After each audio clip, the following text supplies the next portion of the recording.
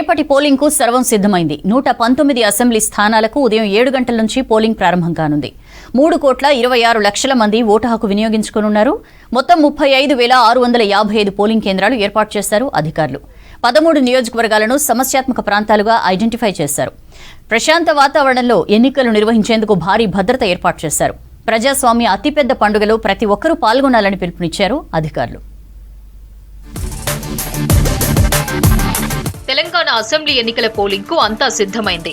రేపు 119 అసెంబ్లీ స్థానాలకు ఎన్నికలు జరగనున్నాయి. ఇప్పటికే సిబ్బంది పోలింగ్ కేంద్రాలకు తరలి వెళ్లారు. ఉదయం 7 గంటల నుంచి సాయంత్రం 5 గంటల వరకు పోలింగ్ జరగనుంది. 3,26,00,000 మంది ఓటర్లు రేపు ఓటు వేయనున్నారు. దివ్యాంగులు, వృద్ధులకు హోం ఫర్ ఓటు అవకాశాన్ని కల్పించారు. ఇప్పటికే 28,000 మంది ఓటు వేశారు. ఈసారి 10 లక్షల మందికి కొత్తగా ఓటు హక్కు కల్పించింది ఈసీ.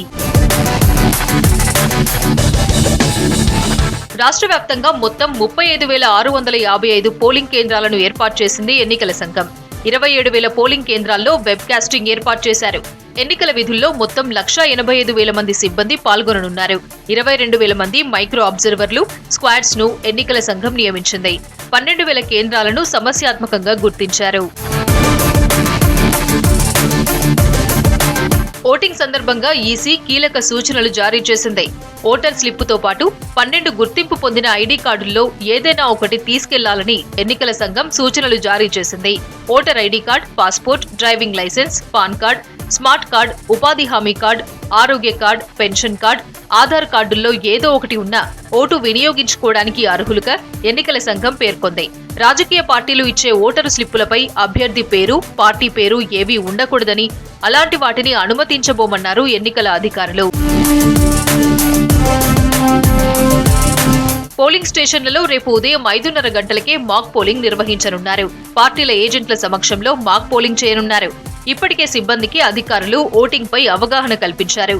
ఈవీఎంలు, వీవీప్యాట్ల వినియోగంలో తీసుకోవాల్సిన జాగ్రత్తలు, టెక్నికల్ సమస్యలు వస్తే ఏం చేయాలనే అంశాలపై వివరించారు. ఇక ప్రత్యేక వాహనాలు, భారీ బందోబస్తు మధ్య పోలింగ్ సెంటర్లకు చేరుకున్నారు. రేపటి ఓటింగ్లో పాల్గొనేందుకు జనం సొంతూళ్లకు బయలుదేరారు. ప్రయాణికులతో సిటీలోని ప్రధాన బస్టాండ్లు, రైల్వే స్టేషన్లు, సిటీ శివారు ప్రాంతాలు రద్దీగా మారాయి. రేపు ప్రభుత్వం సెలవు ప్రకటించడంతో ఓటింగ్లో పాల్గొనేందుకు భారీగా తరలి వెళ్లారు. ఇటు సిటీలో బస్సులు ఎక్కువగా లేకపోవడంతో ప్రయాణికులు ఇబ్బంది ఎదుర్కొంటున్నారు. ఎంజీబీఎస్ నుంచి ఖమ్మం, నల్గొండ, మహబూబ్ నగర్ కు జనం భారీగా తరలివచ్చారు. ఇటు జేబీఎస్ సైతం రద్దీగా మారింది. బస్సులు లేక ప్రయాణికులు ఇబ్బంది పడ్డారు. రైల్వే స్టేషన్లు కూడా కిక్కిరిసిపోయాయి. ప్రైవేట్ విద్యా సంస్థలకు రేపు సెలవు ఇవ్వడం లేదని ఎలక్షన్ కమిషన్ కు భారీగా ఫిర్యాదులు అందుతున్నాయి. పలు ప్రైవేట్ సంస్థలు, కళాశాలలపై వరుస ఫిర్యాదులు వస్తున్నట్టు తెలుస్తోంది. స్థానిక అధికారులకు చెప్పినా ఫలితం లేకపోవడంతో state election commission toll free number 1950కు కంప్లైంట్స్ వస్తున్నట్లు సమాచారం. పోలింగ్ రోజు ప్రభుత్వ, ప్రైవేట్ స్కూల్స్ కు సెలవు ఇవ్వాలని ఎలక్షన్ కమిషన్ ఇప్పటికే ఆదేశించింది. అయితే ఈసీ ఆదేశాలను ప్రైవేట్ స్కూల్స్ పట్టించుకోవడం లేదని ఆరోపణలు వస్తున్నాయి. ఆంధ్రప్రదేశ్లో ఉద్యోగం చేస్తూ తెలంగాణలో ఓటు హక్కు ఉన్నవారికి వేతనంతో కూడిన సెలవును మంజూరు చేసింది జగన్ ప్రభుత్వం. తెలంగాణలో రేపు ఎన్నికలు ఉన్న నేపథ్యంలో ఈ నిర్ణయం తీసుకున్నారు. సెక్రటేరియట్ ఉద్యోగుల సంఘం వినతి మేరకు ఏపీ రాష్ట్ర ఎన్నికల ప్రధాన అధికారి ముఖేష్ కుమార్ మీనా సెలవు మంజూరు చేశారు. ఉద్యోగులు సరైన ఆధారాలు చూపించి సెలవు తీసుకోవచ్చని తెలిపారు. ప్రజాస్వామ్య అతిపెద్ద పండుగలో పాల్గొనాలని ప్రజలకు పిలుపునిచ్చారు రాష్ట్ర ఎన్నికల సంఘం అధికారి వికాస్ రాజ్. ప్రశాంత వాతావరణంలో ఎన్నికలు నిర్వహించేందుకు అన్ని ఏర్పాట్లు చేశామన్నారు. ఈసీ సూచించిన 12 గుర్తింపు కార్డుల్లో ఏది తెచ్చినా ఓటేసే అవకాశం ఇస్తామన్నారు. నిబంధనలు ఎవరు అతిక్రమించినా చర్యలు తప్పవని హెచ్చరించారు.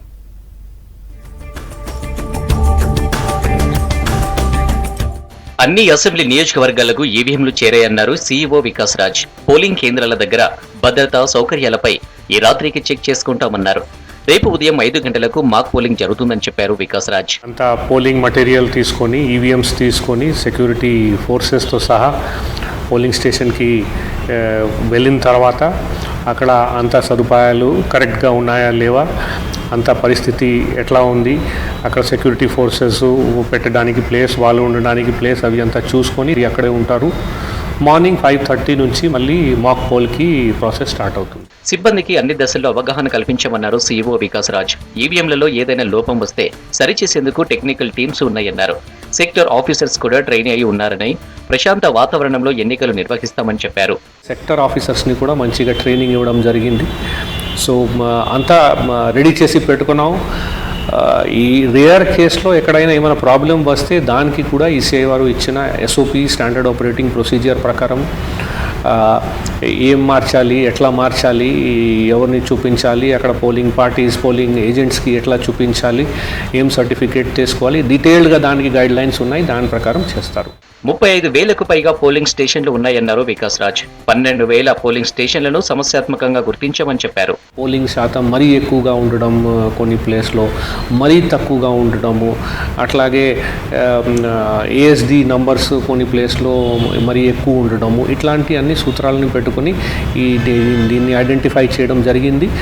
అడిషనల్ ఫోర్సెస్, సెంట్రల్ ఫోర్సెస్ పెట్టడము, మైక్రో అబ్జర్వర్స్ పెట్టడము, వెబ్ కాస్టింగ్ పెట్టడము చేసి అన్నిటినీ ఫేర్గా నడిచేలాగా అక్కడ చూస్తాం. 13 నక్సల్స్ ప్రభావిత నియోజకవర్గాల్లో భద్రత పెంచామన్నారు సీఈఓ. ఈ నియోజకవర్గాల్లో సాయంత్రం 4 గంటలకే పోలింగ్ ముగుస్తుందన్నారు.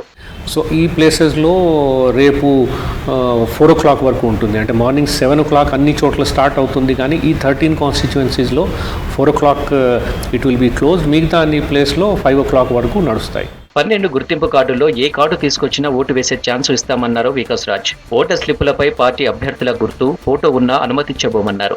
ఓటర్ స్లిప్లను ఇప్పటికే సరఫరా చేశామన్నారు వికాస్ రాజ్. ఎపిక్ కార్డు అందని వారు గుర్తింపు కార్డు తెస్తే చాలన్నారు.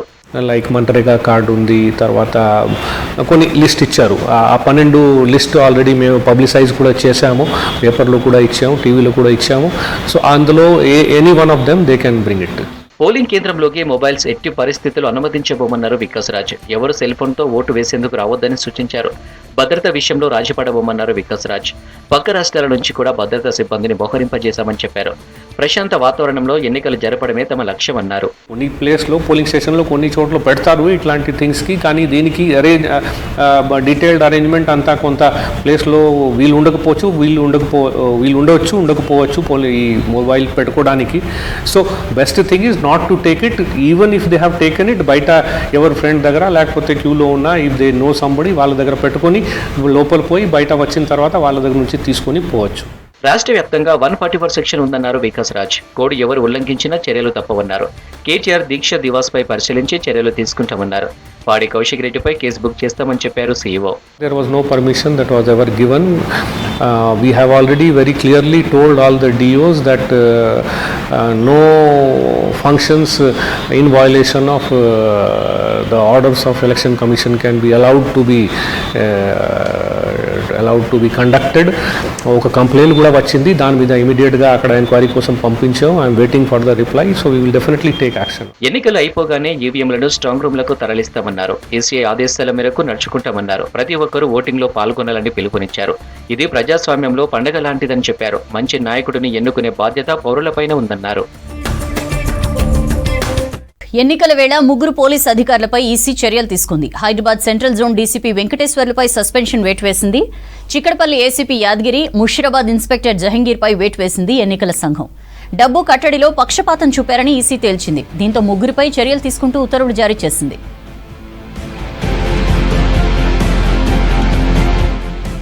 నిన్న రాత్రి ముషీరాబాద్ పీఎస్ పరిధిలోని ఓ అపార్ట్మెంట్లో ఓటర్లకు డబ్బులు పంచుతూ ఎమ్మెల్యే కొడుకు ముఠా జయసింహ పట్టుబడ్డాడు.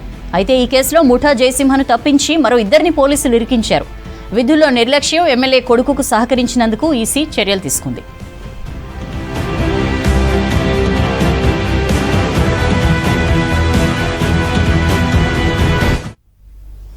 రేపటి పోలింగ్కు కట్టుదిట్టమైన భద్రత ఏర్పాటు చేశారు పోలీసులు. డేగ కళ్లతో ప్రతి కదలికను గమనిస్తున్నారు.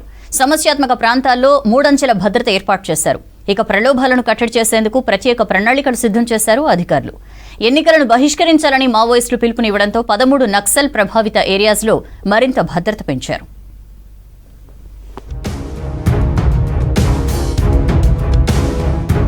రాష్ట్రంలో అసెంబ్లీ ఎన్నికల పోలింగ్ కు కట్టుదిట్టమైన భద్రత ఏర్పాట్లు చేశారు పోలీసు అధికారులు. Polling booth, route mobile, patrolling, blue colts తో పాటు క్విక్ రెస్పాన్స్ టీమ్స్ ఫీల్డ్ లోకి దించుతున్నారు. Special striking force, reserve force, AR, SPF కి చెందిన అడిషనల్ యూనిట్స్ బందోబస్తులో పాల్గొంటున్నాయి. ఇప్పటికే అధికారులకు శిక్షణ పూర్తయింది. సెన్సిటివ్ ఏరియాలో కేంద్ర బలగాలతో బందోబస్తు ఏర్పాటు చేశారు.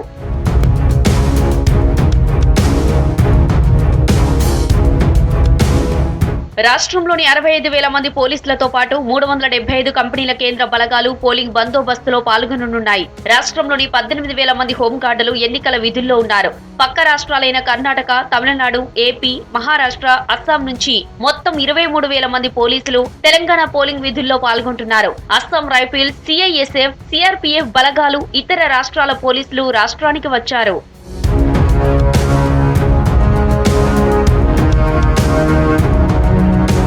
సెన్సిటివ్ పోలింగ్ బూత్లపై పోలీస్ శాఖ ప్రత్యేక దృష్టి పెట్టింది. రాష్ట్ర వ్యాప్తంగా 4,400 సమస్యాత్మక పోలింగ్ స్టేషన్స్ ఉన్నట్లు గుర్తించారు పోలీసులు. ఇందులో 614 మావోయిస్టు ప్రభావిత పోలింగ్ స్టేషన్స్ ఉన్నాయి. ఎన్నికలను బహిష్కరించాలని మావోయిస్టు కమిటీ పిలుపునిచ్చింది. దీంతో కొత్తగూడెం, ములుగు, భూపాలపల్లి, ఆసిఫాబాద్, ఆదిలాబాద్, మహబూబాబాద్ జిల్లాలతో పాటు ఏజెన్సీ ఏరియాలో హై అలర్ట్ ప్రకటించారు పోలీసులు. ఆయా జిల్లాల్లో కేంద్ర బలగాలు బందోబస్తులో ఉన్నాయి.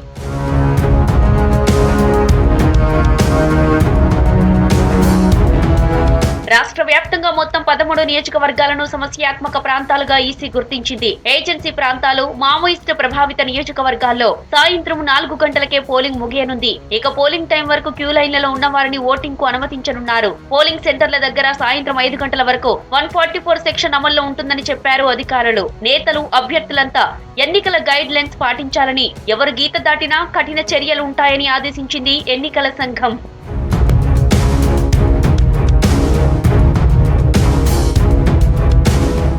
నక్సల్స్ ఎఫెక్ట్ ఉన్న తెలంగాణ, ఛత్తీస్గఢ్ సరిహద్దుల్లో ఎన్నికలు నిర్వహించేందుకు కేంద్ర అదనపు బలగాలను రంగంలోకి దించారు అధికారులు. ములుగు జిల్లాలో ఎన్నికల నిర్వహణకు 1300 మంది సిఆర్పీఎఫ్, 650 డిస్ట్రిక్ట్ పోలీస్, 300 మంది ఛత్తీస్గఢ్ కు చెందిన హోంగార్డ్స్ పాల్గొంటున్నారు. ఏదైనా సంఘటనలు తలెత్తితే హెలికాప్టర్ ద్వారా ఈవీఎంలు తరలించేందుకు ఏర్పాట్లు చేశారు.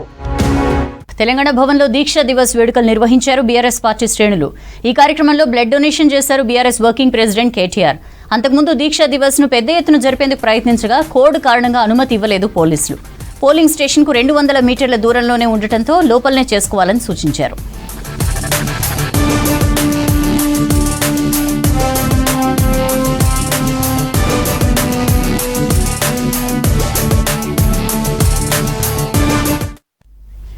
గాంధీభవన్లో పార్టీ ముఖ్య నేతలతో సమావేశమయ్యారు PCC chief Revanth Reddy. Incharge Manikrao Thakre, Mallu Ravi, Madhuyashki Goud, Vem Narender రెడ్డితో కలిసి వార్ రూమ్ లో చర్చించారు.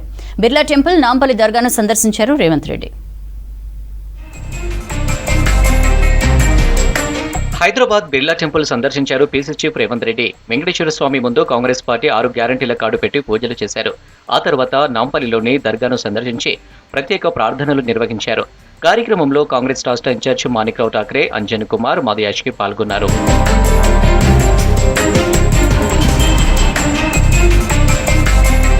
ఏపీ నుంచి వచ్చే తెలంగాణ ఓటర్లను పోలీసులు అడ్డుకుంటున్నారని ఆరోపించారు కాంగ్రెస్ సీనియర్ నేత మల్లు రవి. దీనిపై సీఈఓ వికాస్ రాజుకు కాంగ్రెస్ బృందం ఫిర్యాదు చేసింది.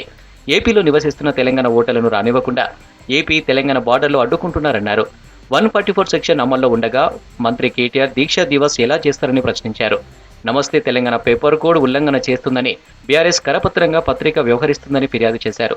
డబ్బు, మద్యం పంపిణీకి పాల్పడుతున్న బీఆర్ఎస్ పై చర్యలు తీసుకోవాలని సీఈఓ వికాస్ రాజ్ ను కోరారు కాంగ్రెస్ నేతలు. ఆంధ్ర ప్రాంతంలో ఉంటూ రేపు వాళ్ళ ఓట్లు తెలంగాణలో ఉంటే వస్తున్నటువంటి వాళ్ళని బోర్డర్ దగ్గర ఆఫ్ చేస్తూ పోలీసులు ఇబ్బంది పెడుతున్నారని మా దృష్టికి వచ్చింది. ఆంధ్ర నుంచి వస్తున్నటువంటి వాళ్ళని అనుమతించడానికి సీఈఓ గారు సంబంధిత పోలీసులందరికీ డైరెక్షన్ ఇవ్వాలని రిప్రజెంటేషన్ ఇవ్వటం జరిగింది. ప్రచార కార్యక్రమాలన్నీ సమాప్తమైంది. రాష్ట్రంలోనే 144 సెక్షన్ పెట్టి 4 కంటే జనం కూర్చొని మాట్లాడటం కానీ ఇతర కార్యక్రమాలు కానీ చేయకూడదని చెప్తే దాన్ని ఉల్లంఘించి బ్రేక్ చేస్తున్నారు కాబట్టి దాని మీద కూడా చర్యలు తీసుకోవాలని రిప్రజెంట్ చేశాం. మీడియాలో ఆ న్యూస్ ని పెట్టడం వల్ల దీన్ని కూడా కట్టడి చేయాలి. హైదరాబాద్ గాంధీ భవన్ లో పార్టీ ముఖ్య నేతలతో సమావేశమయ్యారు PCC chief Revanth Reddy. Incharge Manikrao Thakre, Mallu Ravi, Madhuyashki Goud, Vem Narender రెడ్డితో కలిసి వారంలో చర్చించారు రేవంత్ రెడ్డి. పోల్ మేనేజ్మెంట్ పై డిస్కస్ చేశారు నేతలు. తెలంగాణలో జరిగే ఎన్నికల్లో ఓటు హక్కు ఉన్నవారు వినియోగించుకోవాలని కేంద్ర మంత్రి బీజేపీ అధ్యక్షులు కిషన్ రెడ్డి పిలుపునిచ్చారు. ఉత్తరాఖండ్ టన్నెల్లో చిక్కుకున్న 41 మంది కార్మికులు 17 రోజుల తర్వాత సురక్షితంగా బయటపడడం గర్వించదగ్గ విషయమన్నారు. కూలీలను బయటకు తీసుకొచ్చేందుకు కృషి చేసిన కేంద్ర రాష్ట్ర ప్రభుత్వాలకు కృతజ్ఞతలు తెలిపారు. హైదరాబాద్ చార్మినార్లోని భాగ్యలక్ష్మి అమ్మవారిని కేంద్ర మంత్రి కిషన్ రెడ్డి దర్శించుకుని ప్రత్యేక పూజలు చేశారు. లక్ష్మి అమ్మవారి దర్శనం చేసుకోవడం జరిగింది. 17 రోజులుగా దేశ ప్రజలందరూ ఎంతో ఉత్కంఠతతో ఎదురు చూస్తున్నటువంటి 41 మంది కార్మికులు ఉత్తరాఖండ్లో సొరంగంలో చిక్కుకొని మరి 17 రోజుల తర్వాత ఏ ఒక్కరికి కూడా ప్రాణాన్ని లేకుండా అమ్మవారి ఆశీస్సులతో, భగవంతుడి ఆశీస్సులతో మరి వారందరూ కూడా సురక్షితంగా బయటికి రావడం అనేటువంటిది నిజంగా గొప్ప విషయం. అదేవిధంగా వాళ్ళని బయటికి తీసుకురావడం కోసము కేంద్ర ప్రభుత్వ అధికారులు కానీ, రాష్ట్ర ప్రభుత్వ అధికారులు కానీ, అనేక రకాల ప్రభుత్వ ఏజెన్సీలు కానీ విశేషమైనటువంటి కృషి చేసి అక్కడ ప్రధానమంత్రి గారి నాయకత్వంలో, ఉత్తరప్రదేశ్ ఉత్తరాంచల్ ముఖ్యమంత్రి నాయకత్వంలో ఎప్పటికప్పుడు చర్చలు జరుపుతూ సమీక్షలు చేస్తూ బయటికి తీసుకురావడము చాలా సంతోషం. రేపు మన తెలంగాణ రాష్ట్రంలో ఎన్నికలు జరగనున్నాయి. ఎన్నికలు ప్రశాంతంగా జరగాలని, ఎన్నికల్లో ప్రతి ఒక్కరు కూడా ఓటు హక్కు వినియోగించుకోవాలని, రాజ్యాంగము మనకిచ్చినటువంటి హక్కును ప్రతి ఒక్కరు కూడా సద్వినియోగం చేసుకోవాలని అన్ని వర్గాల ప్రజలను దక్షిణ అండమాన్ ఆగ్నేయ బంగాళాఖాతంలో ఏర్పడ్డ అల్పపీడనం తీవ్ర అల్పపీడనంగా మారింది. దీంతో తెలంగాణలో తేలికపాటి నుంచి మోస్తరు వర్షాలు పడే అవకాశం ఉందన్నారు వాతావరణ శాఖ అధికారులు. వాయుగుండం బలపడి మరో 48 గంటల్లో తుపానుగా మారే అవకాశం ఉందని హెచ్చరించారు. దీని ప్రభావం దక్షిణాది రాష్ట్రాలపై పడనుందని తెలిపారు. డిసెంబర్ మొదటి వారంలో తెలంగాణలో అక్కడక్కడ భారీ వర్షాలు కురిసే అవకాశం ఉందన్నారు వాతావరణ శాఖ అధికారిని శ్రావణి.